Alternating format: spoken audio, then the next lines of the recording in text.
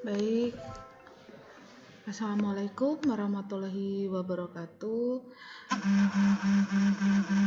Bapak Ibu, kembali lagi kita ke pembelajaran BST pada submateri komunikasi efektif di atas kapal ya, Bapak Ibu.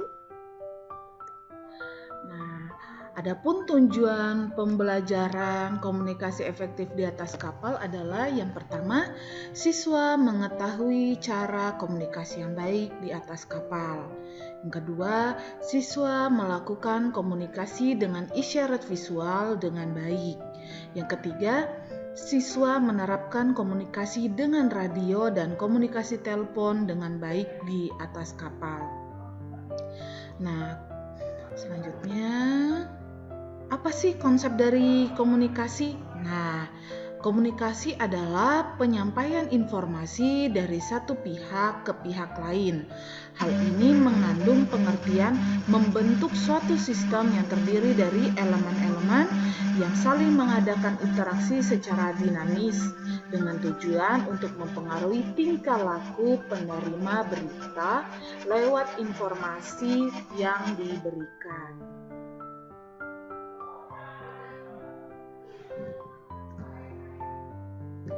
Proses komunikasi. Bagaimana sih proses komunikasi itu? Yang pertama, ada berita terlebih dahulu. Nah, berita ini entah itu misalnya kita di atas kapal, berita cuaca kah, atau berita bahaya kah, atau berita permintaan pertolongan kah, macam-macam lah berita ya. Nah, itu berita dikirim oleh pengirim ya, dikirim oleh pengirim. Lalu seperti apa? Berupa pengiriman itu berbicara kah, dengan menulis kah, atau bereaksi kah, melalui apa? Melalui media untuk dikirim. Nah, dari media itu berupa apa untuk menerimanya? Yaitu melalui mendengar atau pendengaran, melalui membaca, ataupun dengan langsung melihat atau visual ya. Nah, lalu ada penerima berita. Nah, tapi selama mengirim berita melalui media selalu ada pasti akan ada hambatan ya. Tidak mungkin semua itu berjalan mulus. Nah, apa saja sih hambatannya? Medianya rusak kah? Terus membutuhkan feedback kah? Nah, seperti itu, feedbacknya seperti apa? Nah, itulah hambatannya.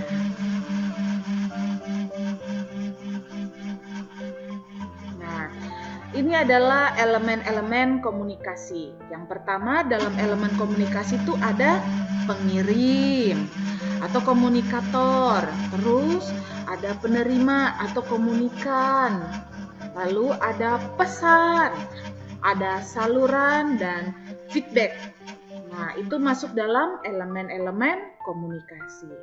Terus untuk jenis komunikasinya seperti apa? Nah, jenis komunikasi itu ada komunikasi tertulis, komunikasi lisan, atau komunikasi nonverbal. Nah, terus ada juga selain itu ketidakefektifan komunikasi. Apa saja sih ketidakefektifan komunikasi? Yaitu kebocoran komunikasi, pengikisan komunikasi, dan kerusakan komunikasi. Lanjut. Nah, komunikasi efektif itu mencakupi apa saja kalau di atas kapal. Nah, jadi setiap berita, contohnya setiap berita yang kita dapat, kita harus sampaikan bagaimana gitu. Secara jelas. Artinya jelas itu tidak tidak mutar-mutar lah dalam memberi berita, langsung pada intinya. Nah, itu jelas dan tidak bertele-tele. Nah, itu termasuk dalam komunikasi yang efektif dalam hal yang jelas gitu. Terus harus lengkap, jangan singkat-singkat agar penerima berita mengerti atau memahami berita yang diminta, berita yang disampaikan oleh pengirim berita. Selanjutnya padat. Nah, padat ini tidak bertele-tele juga, jadi harus ringkas. Nah, seperti itu. Terus konkret, ada konkret. Dan yang terakhir, benar adanya. Tidak gosip atau bukan hanya omongan belaka. Nah, seperti itu ya, Bapak Ibu. Lanjut. Komunikasi dikatakan efektif apabila pesan diterima dan dimengerti sebagaimana yang dimaksud oleh si pengirim. Lalu pesan disetujui oleh penerima dan ditindaklanjuti dengan perbuatan yang dikehendaki oleh pengirim. Nah, jadi pesan yang diterima dimengerti oleh pengirim. Nah, yang dimaksud oleh si pengirim. Nah, terus pesannya disetujui nih sama penerima. Lalu ada tindak lanjut atau feedback gitu dari keinginan atau apa yang diharapkan oleh pengirim. Nah, itu komunikasi yang efektif.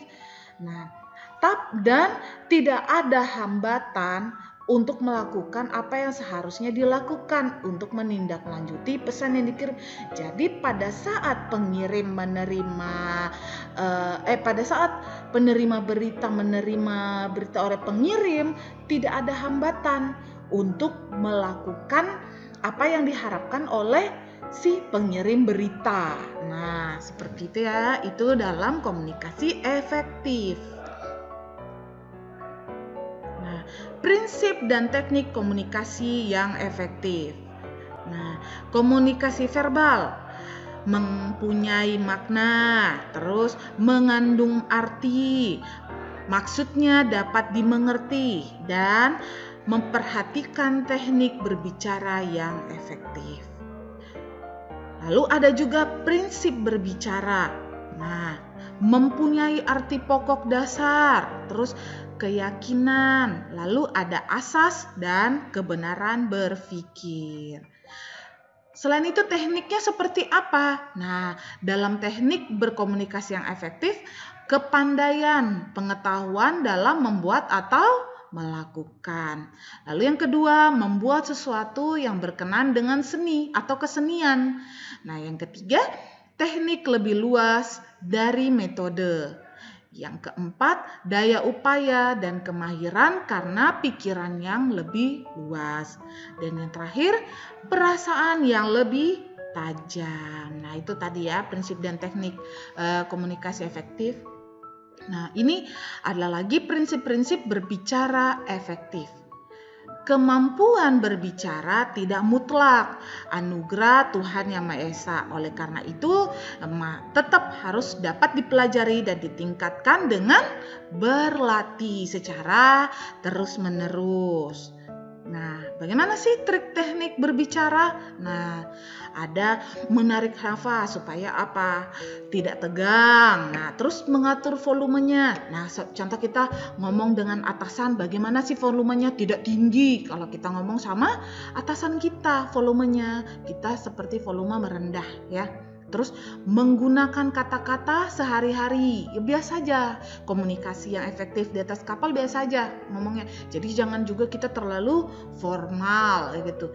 Layangkan pandangan. Jadi komunikasi yang efektif adalah menatap matanya, melihat lawan bicara kita pada saat komunikasi. Oke. Nah, lanjut. Mendengarkan dengan aktif berarti mendengarkan untuk mengerti apa yang dikatakan di balik pesan atau berita yang dikirimkan. Tips mendengarkan secara aktif ada 3 ya. Yang pertama, dengan menangkap ungkapan nonverbal sebaik isyarat atau petunjuk verbal dan mengulang kembali dengan caranya sendiri. Lalu yang kedua, mengecek kembali pesan yang diterima. Lalu yang terakhir ada gambar perilaku, gambar individual yang spesifik. Baik, lanjut. Nah, ini adalah beberapa ini contoh ya keuntungan koordinasi. Nah, dari komunikasi yang efektif akan menimbulkan koordinasi yang efektif karena komunikasinya di atas kapal sudah baik. Otomatis kan koordinasi kerjanya di atas kapal pun akan menjadi baik. Nah, ini contoh ya. Kalau misalnya nih komunikasinya tidak efektif di atas kapal, saling terpecah belah antara si kru A dengan kru B, seperti itu ya. Nah, jadi berdiri individu, si A, si B, dan si C itu kerjanya individual. Tidak pernah ada komunikasi yang baik. Hasilnya apa? Hasilnya pun lama dan hanya satu-satu. Nah, seperti itu. Nah, beda dengan yang komunikasinya efektif antar kru kapal. Nah, antar ABK kapal, komunikasi yang efektif membuat koordinasi pun semakin baik. Nah, jadi mereka bekerja secara gotong royong. A dan B dan C kerjanya koordinasi, hasilnya 2 kali lipat lebih dari gambar pertama ya, yang kerjanya individual. Hasilnya seperti apa? Lebih besar, tidak pisah-pisah atau sendiri-sendiri. Nah, seperti itu. Itulah hasil dari komunikasi yang efektif di atas kapal. Hasilnya pun kalau komunikasinya efektif pasti hasilnya akan positif. Nah, seperti itu. Nah, ini ada beberapa teknik meningkatkan efektivitas penampilan berbicara verbal.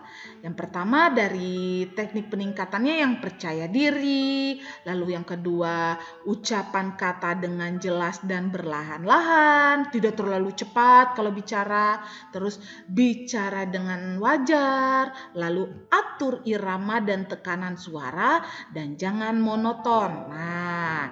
Nah, di sini gunakan tekanan dan irama tertentu untuk menampilkan poin-poin tertentu.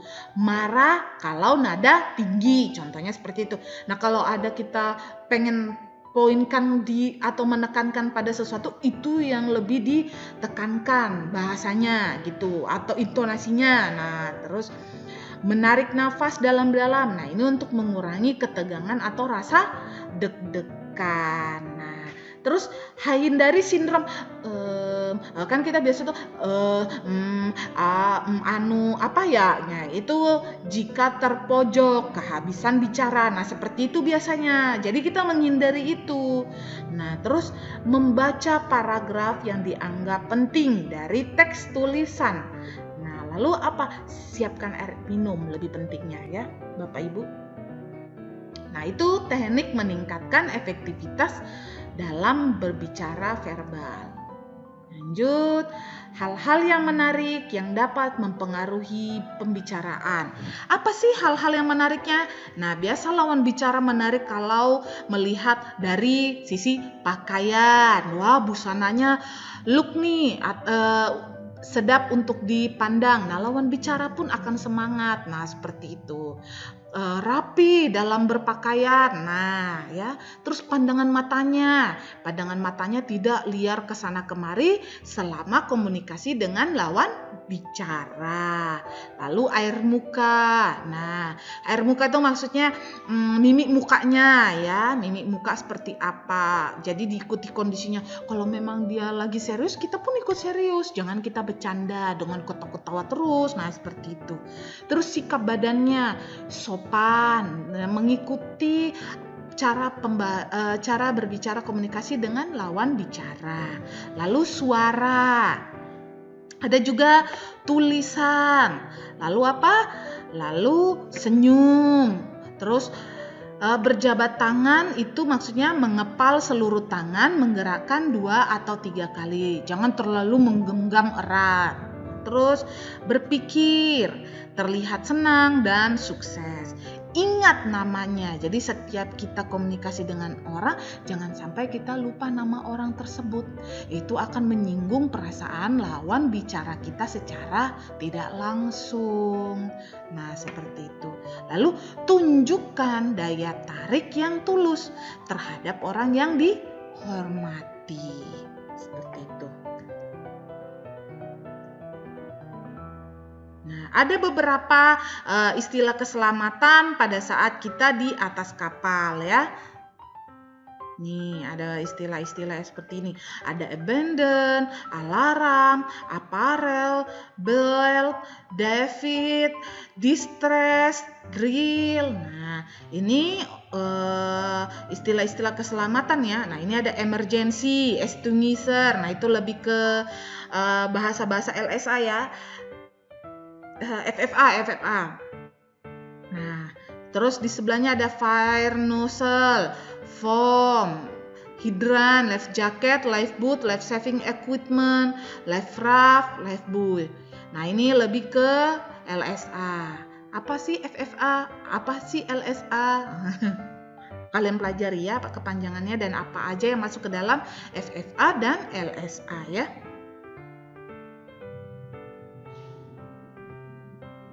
Nah, ada juga beberapa komunikasi keselamatan di atas kapal ya, Bapak Ibu. Nah, nih bisa kita lihat ya apa saja di sini. Ada bahasa arrival. Nah, navigation warning, anchoring, terus speed, lalu radar, ada position, lalu pilot, maneuvering. Oke, height. Nah, terus draft, ada course, ada tack, ada assistance. Oke. Nah, ini beberapa perintah pada saat kita di atas kapal ya. Nah, ini perintah-perintah sebelah kiri ada kemudi. Nah, midseat, port. Nah, port kiri, starboard side kanan, steady atau steady itu tengah-tengah. Steady terus begitu. Nah, easy to, steady as she goes. Oke. Ada juga engine order. Nah, full ahead, half ahead, slow ahead, dead slow ahead, stop engine. Nah, ini ya. Ini engine order. Mesin ya, perintah mesin. Ada juga komunikasi keselamatan untuk mara bahaya ya, untuk memberitahukan ada bahaya permintaan tolong. Nah, dari Mayday, bahaya menunjukkan bahwa sebuah kapal, pesawat terbang atau pesawat lain sedang dalam bahaya yang sungguh-sungguh dan meminta pertolongan dengan segera.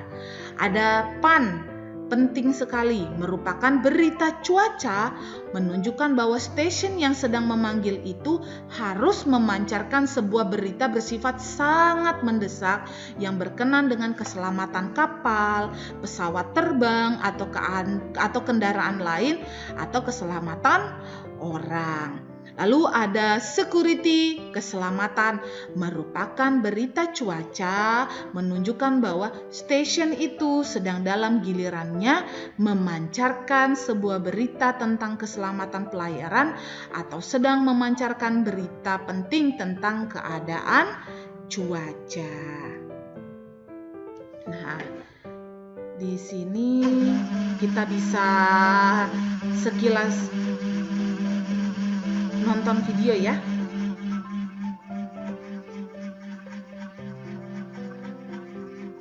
Ini contoh bagaimana sih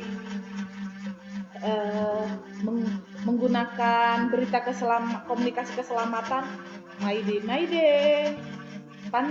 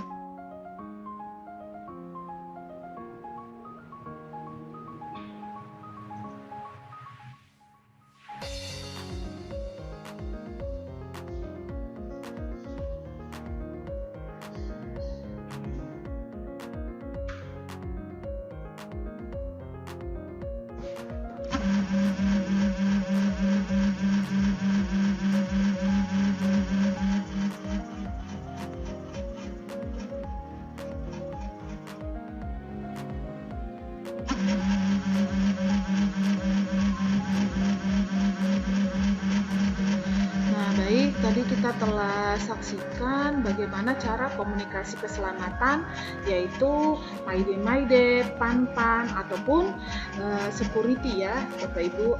Lanjut kita ke materi selanjutnya.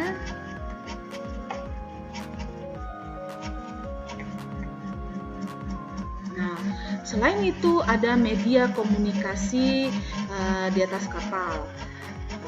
Nih, yang pertama dari bendera semafor, ada juga bendera internasional, melalui telegraf, itu cara komunikasi, handy talkie, radio VHF Marine, terus radio SSB, lalu telepon satelit.